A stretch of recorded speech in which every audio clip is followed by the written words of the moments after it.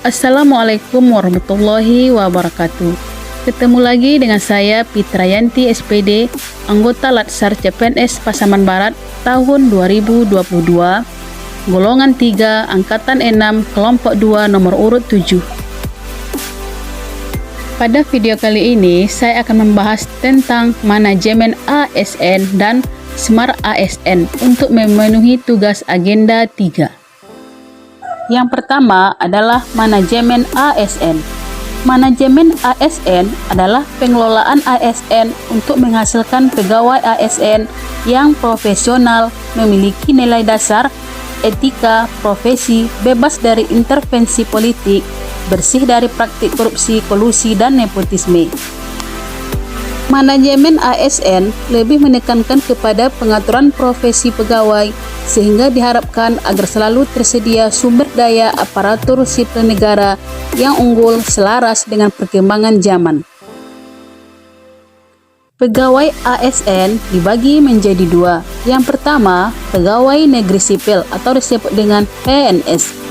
PNS merupakan warga negara Indonesia yang memenuhi syarat tertentu diangkat sebagai pegawai ASN secara tetap oleh pejabat pemerintahan dan memiliki nomor induk pegawai secara nasional.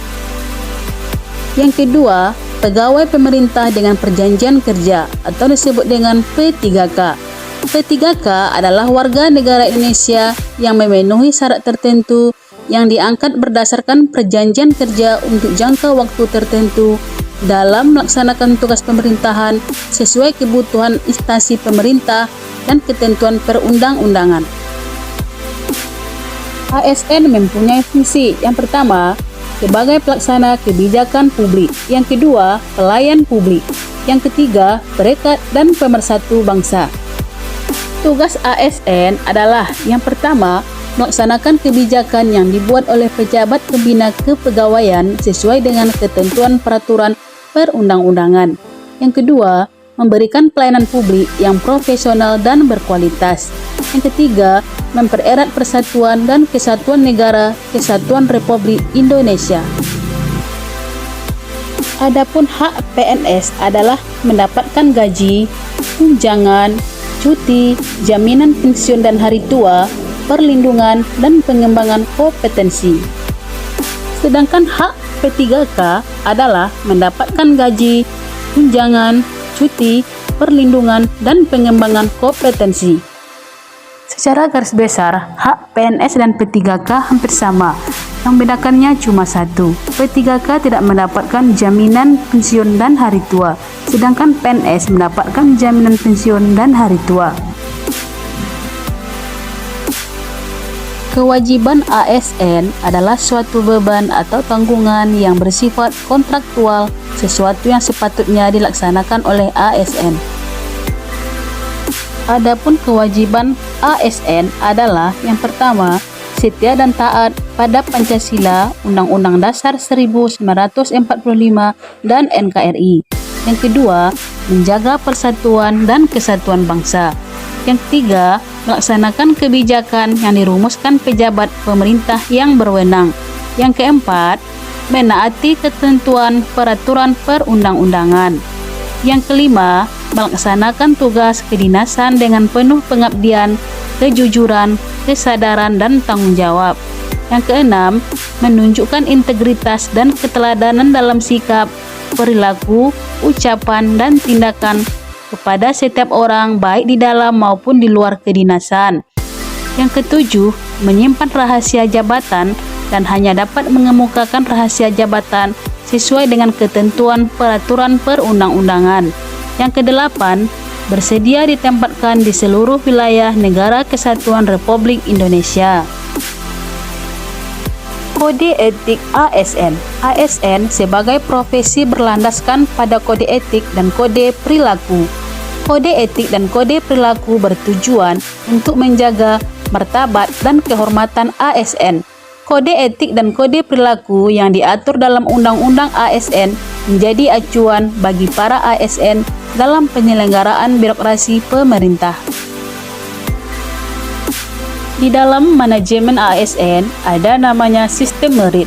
Penerapan sistem merit Sistem merit pada dasarnya adalah konsepsi dalam manajemen sumber daya manusia yang menggambarkan diterapkannya objektivitas dalam keseluruhan semua proses dalam pengelolaan ASN, yakni pada pertimbangan kemampuan dan prestasi individu untuk melaksanakan pekerjaannya baik dalam kompetensi dan kinerja.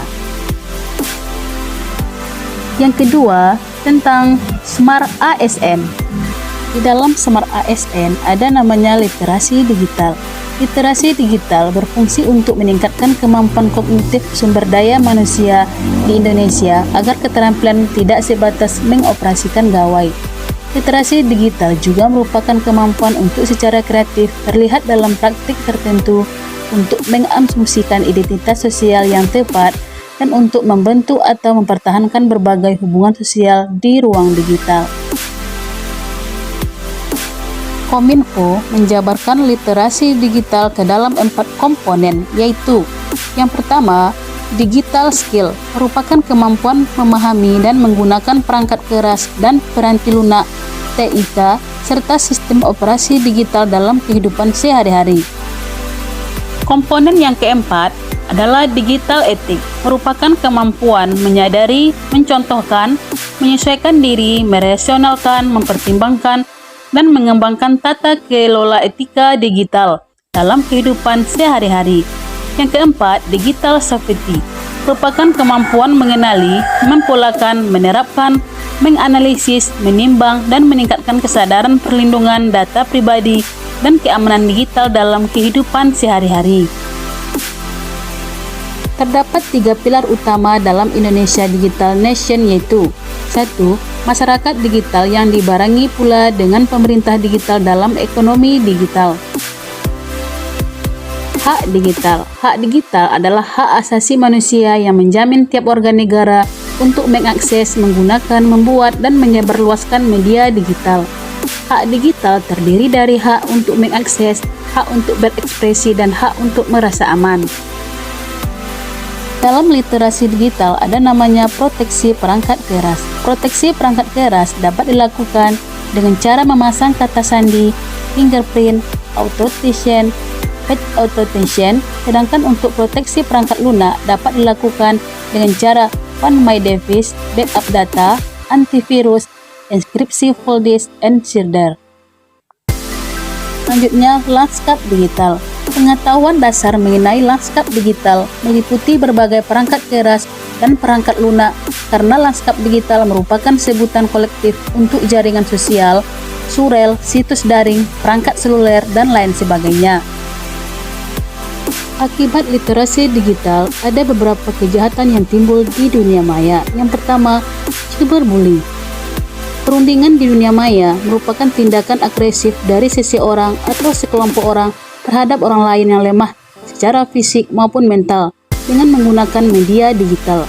Kejahatan yang kedua yaitu doxing, membagikan data personal seseorang ke dunia maya. Yang ketiga, cyberstalking, mengintip dan memata-matai seseorang di dunia maya.